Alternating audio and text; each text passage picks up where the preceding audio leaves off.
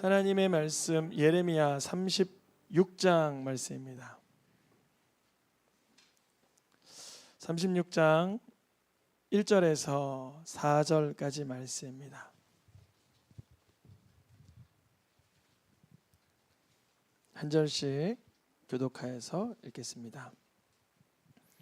유다의 요시야 왕의 아들 여호야김 제4년에 여호와께로부터 예레미야에게 말씀이 임하니라. 이르시되 너는 두루마리 책을 가져다가 내가 내게 말하던 날 곧 요시야의 날부터 오늘까지 이스라엘과 유다와 모든 나라에 대하여 내가 내게 일러준 모든 말을 거기에 기록하라.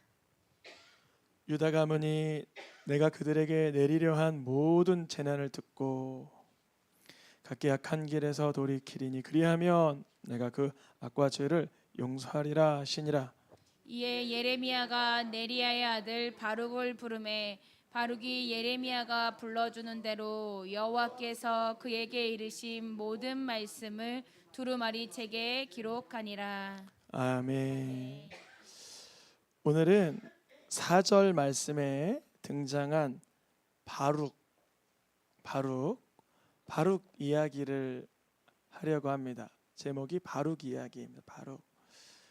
바룩은 한번 등장했었어요. 언제 등장했냐면 예레미야가 하나님에게 그 좀 감옥에 있는 그런 열악한 형편 중에 너의 이웃, 너의 사촌이 오면 땅을 매매하라 하는데 그 구매해라 이런 예언의 말씀을 받았는데 그때 정말 사촌이 와서 매매하고자 할 때 이 바룩이 그때 곁에서 그가 그 증서로 남긴 것을 받아가지고 가서 잘 이렇게 밀봉하고 간직하고 옆에서 돕는 자의 역할을 바룩이 감당합니다.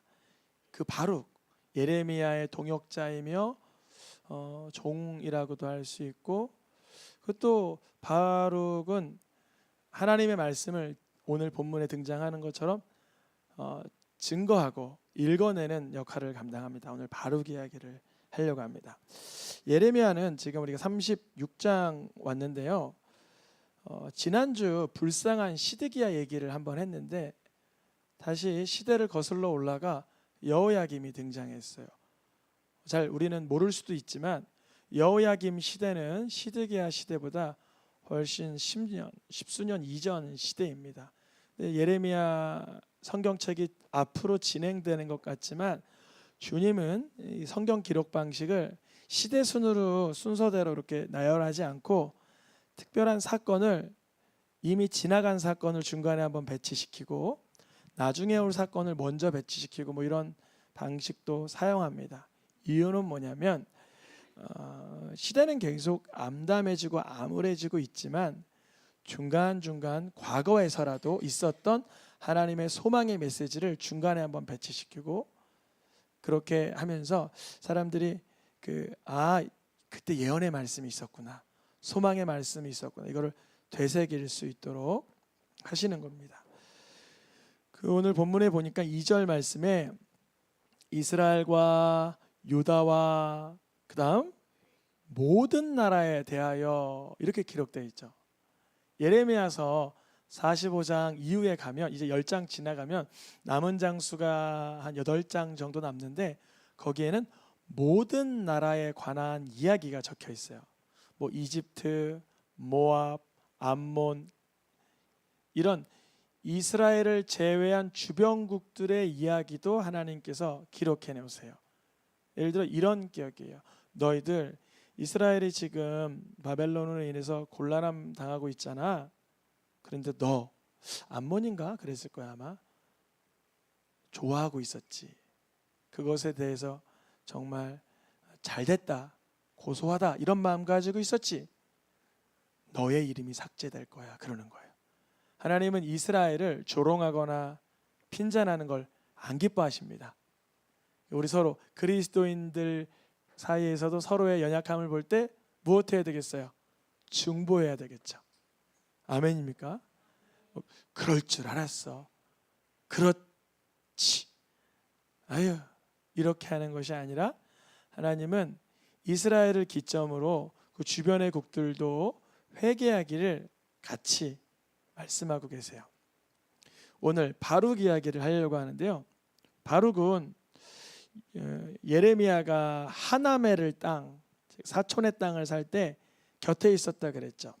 그 장면을 보니까 그 매매 증서를 누구에게 전달했어요? 바룩에게 전달하고 바룩에게 그것을 잘 간직하고 있으라고 알려주고, 예레미야는 하나님 앞에 이렇게 기도했다 그랬죠. 주님, 아버지 너무 속상해요. 내가 지금 주님의 예언의 말씀처럼 땅 문서도 샀고 정말 친족이 내게 와서 이런 놀라운 사인을 경험했지만 사실은 내 마음이 너무 슬퍼요 할 때 곁에 있었던 예레미야의 동역자가 누구예요? 바룩이에요. 바룩. 그러니까 바룩의 입장을 우리가 조금 이게 유추해 볼 수는 있어요. 바룩은 예레미야가 감금되어 있거나 활동의 제약을 받을 때 대필이나 대언자로서 동역을 했어요. 오늘 본문 36장 읽었죠. 36장 4절 말씀이 이렇게 되어 있어요. 예레미야가 누구를 불러요? 바룩아 일로 좀 와봐라. 그러니까 바룩이 예레미야에게 와서 예레미야가 불러주는 대로 말씀을 적기 시작해요. 이걸 대필한다 그러죠. 대신 기록을 하는 거예요. 그리고 예레미야가 바룩아 나는 지금 갇혀 있잖아. 활동에 제약이 있잖아. 그러니까 너가 가서 금식일에 이 말씀, 하나님이 주신 말씀을 선포하여라. 그러니까 바룩이 정말 그 예레미야가 명령한 대로 그 책에 있는 모든 말씀을 누가 낭독하고 있어요? 바룩이. 바룩은 종이면서 대필자이면서 모르는 사람이 보면 설교가 또 예언자, 선지자 같기도 해요. 바룩이 예레미야에게로부터 주님이 주신 말씀을 가지고 낭독을 하니까 이때 어떤 일이 있었냐? 금식일이긴 하지만 사람들이 금식일이라고 이걸 무시할 수도 있었는데 모든 백성이 예루살렘에 살고 있던 원래 모든 백성과 그 주변에 있던 많은 성읍들에 예루살렘에 이르게 된 모든 백성이 무엇을 선포한지라? 금식을 선포한지라. 여러분 지난 수요일부터 사순절 혹시 시작된 거 아시는 분 있겠지만 매 사순절이 되면 어떤 분은 금식을 해요. 어떤 분은 작정을 해요. 어떤 분은 하나님 앞에 묵상을 해요. 하나님 앞에 주시는 결단에 순종할 수 있기를 축복합니다. 예레미야는 갇혀 있고 활동에 제약은 있었지만 바룩이라는 사람을 통해서 낭독이 되니까 많은 이들에게 영적인 영향력을 끼치기 시작합니다. 그런데 이제 바룩이 백성들 앞에서만 이 말씀을 낭독하는 게 아니라 10절에 보니까 바룩이 그 책에 기록된 내용을 성전 곁에 있는 귀빈들, 즉 나라의 고관들에게 앞에서도 이 말씀을 낭독하기 시작합니다. 그래서 듣던 백성들이 이래요. 이거 우리가 많이 듣던 예언의 말씀인데, 야, 이거 너 어디서 받아서 듣게 된 말씀이냐? 이렇게 물어봐요, 바룩에게. 그러니까 바룩이 어떻게 기록했느냐 물어보니까 이렇게 대답합니다. 어떻게 기록했어? 바룩이 예레미야가 그의 입으로 나에게 불러줘서 내가 책에 기록한 것뿐이다. 이렇게 말해요. 근데 이제 이때 우리가 하나님의 말씀에 어긋난 게 있고 부족한 게 있구나 깨닫고 먼저 백성들처럼 회개하고 엎드려지면 좋으련만 이렇게 말합니다. 너 가서 예레미야와 함께 숨어. 그리고 말도 아무에게도 알리지 마. 이렇게 말해요. 왜 그러냐면 이 바룩이 이미 예레미야가 지금 몸이 활동에 제약이 있고 바룩을 대필받아 바룩이 낭독하고 이 말씀을 들을 때 분명히 이 비참한 말씀의 예언, 절박한 이 어떤 예언의 말씀이 왕에게 들려졌을 때는 왕은 수용하지 않을 것이다라는 것을 미리 알고 있었던 거예요. 왕에게까지 이 바룩이 낭독한 말씀의 이야기가 전달됩니다. 그때 왕이 아니라 다를까 정말 이렇게 말해요. 바룩, 예레미야 다 잡아와. 그들을 내게 데리고 와. 가만둘 수 없어. 그래요. 이미 여호와께서 그들을 뭐 하셨더라? 숨겨주셨더라. 왕이 그러니까 할 수 있는 건 뭐냐면 낭독된 그 글 두루마기를 가지고 왔어요. 그 신하들이. 근데 그것을 칼로 하나하나 베는 거예요. 칼로 하나님의 말씀을 찢어요. 이렇게 찢어내요. 어떤 것 같아요?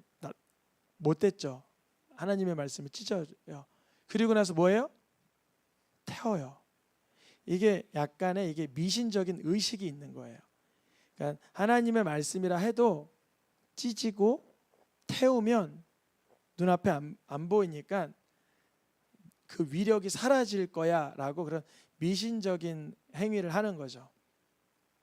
이때 하나님께서는 예레미야와 바룩에게 찾아오십니다. 뭐라 그러냐면 왕이 이때 회개하고 마음을 돌이켰어야 되는데 그러지 못하니까 하나님께서는 다른 두루마리를 다른 종이를 많이 가져다가 예레미야가 바룩에게 주는 거야. 이것 좀 다시 대필해봐. 그러니까 여호야김 왕이 불살랐던 그 모든 말을 그대로 기록하는 게 아니라 그 외에 그 같은 말, 어떤 말? 재앙과 심판과 정말 저주, 끔찍한 말들이 계속 기록되는 거예요. 바룩이 예레미야와 동역할 때 안타깝게도 예레미야가 핍박받고 사람들에게 내몰리면 바룩도 그 같은 처지에 처할 수밖에 없던 것입니다. 우리도 예수님의 말씀, 복음을 세상에 실천하고 전하고 순종하며 살 때 우리에게도 또한 어려움이 찾아올 수 있지만 주님이 예레미야로 인해서 곤란을 겪던 바룩을 보호해 주신 것처럼 우리가 예수님의 이름으로 곤란과 역경이 지나갈 때에 우리를 지켜보아야 주실 줄 믿습니다. 나중에 바룩이 사람들에게 욕을 아주 심하게 먹어요. 바룩, 너는 사람들을 부추겨서 우리를 죽게 하는 자구나. 너는 우리를 그냥 붙잡혀 끌려가게 하는 못된 놈 같아. 막 이런 욕을 먹어요, 바룩이. 그래서 정말 나중에 바벨론군이 이스라엘을 침공하여 많은 포도로들을 1차 포로, 2차 포로, 3차 포로 잡혀갈 때 바룩과 예레미야가 어디로 끌려가냐면 애굽으로 도망가는 백성들의 손에 붙잡혀서 애굽으로 끌려가요. 왜냐하면 더 이상 이런 못된, 그러니까 이 사람들 입장에서는 못된 예언의 말씀을 전하지 말라고 예레미야와 바룩을 애굽으로 끌고 갑니다. 근데 하나님은 너무 인자하시고 사랑이 많아서 애굽으로 끌려간 그 백성들을 위해서도 예레미야가 애굽의 사람들의 손에 붙들려 끌려왔을 때 거기서도 말씀을 주세요. 거기서도 하나님께 돌이키고 회개하면 주님이 이끌어 주실 거라고 계속 말씀을 주십니다. 예전에 예레미야가 친족의 밭을 사면서도 하나님 앞에 정말 하나님은 구원할 능력이 있습니까? 라고 애통하며 토로했는데 예레미야의 동역자 이 바룩도 하나님 앞에 이런 기도를 했어요. 하나님, 제가 너무 고통스럽습니다. 슬픕니다. 사람들에게 받는 그런 곤란함이 너무나 많습니다. 그때 하나님께서는 예레미야를 통해서 바룩에게 바룩 한 사람을 위한 말씀을 예레미야 45장 1절, 2절, 3절, 4절, 5절, 6절 이 예레미야 45장 한 장 전체가 바룩에게 주신 말씀이에요. 얼마나 나중에 천국 가면 만나면 이 바룩이 기쁘겠어요. 주님이 이렇게 말씀하세요. 예레미야의 동역자 바룩에게, 바룩아, 너 옛날부터 이런 말 많이 했지? 화로다, 화로다. 하나님, 나 바룩에게는 왜 이렇게 고통이 많아요? 슬픔이 많아요? 탄식이 많아요? 난 평안하지 못해요 라고 이렇게 말했지 바룩아 하면서 하나님께서 예레미야를 통해서 바룩에게 예레미야와 동역하는 사역에 만만하진 않지만 너를 구원하고 너를 인도한다라는 소망의 말씀을 주십니다. 예레미야에게 주신 말씀을 통해서 바룩에게 이렇게 선포돼요. 너는, 즉 예레미야는 그에게 바룩에게 이르라. 하나님은 예레미야에게 주셨던 말씀이죠. 원래 예레미야 1장에 등장한 말씀이죠. 나는 세운 것도 헐기도 하고 심은 것을 뽑기도 하면이, 바루가 너는 너를 위하여 어떤 큰 일을 찾느냐? 이제 그러한 너를 위한 큰 일을 찾지 말라. 이제 너 바루기 가는 모든 곳에선 내가 너에게 내 생명을 노량물 주듯, 그러니까 너를 구원하여 주고 건져 주시고 너를 인도하여 주는 경험을 시켜주리라 주신 복된 말씀입니다.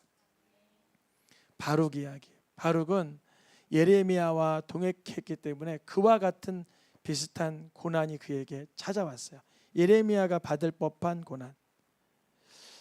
우리가 예수님의 고난에 동참한다는 거, 예수님이 복음 전하다가 나쁜 말 많이 들으셨잖아요.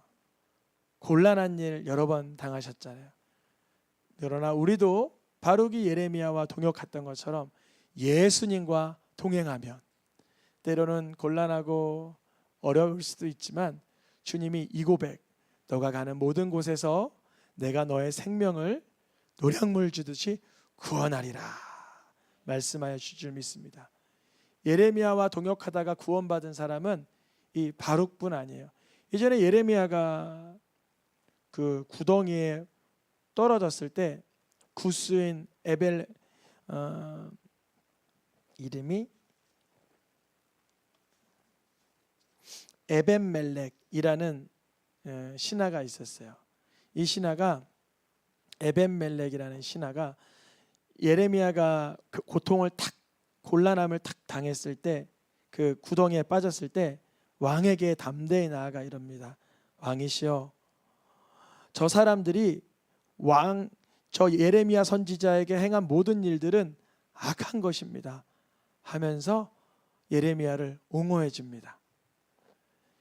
마치 바룩이 예레미야와 동역하듯이 이런 또 예레미야를 돕는 언행을 합니다. 그때 왕의 마음을 하나님이 물보자기처럼 이렇게, 아무리 왕이지만 그 마음을 주관하는 분이 누구세요? 여호와 하나님. 그래서 왕이 이 에베멜렉에게, 그래, 예레미야가 죽기 전에 구덩이에서 꺼내줘, 사람들 30명 정도 데려가서 해라. 그러니까 정말 예레미야가 죽기 전에 이 에벤멜렉이라는 사람의 그런 동역으로 인해서 구원을 받습니다.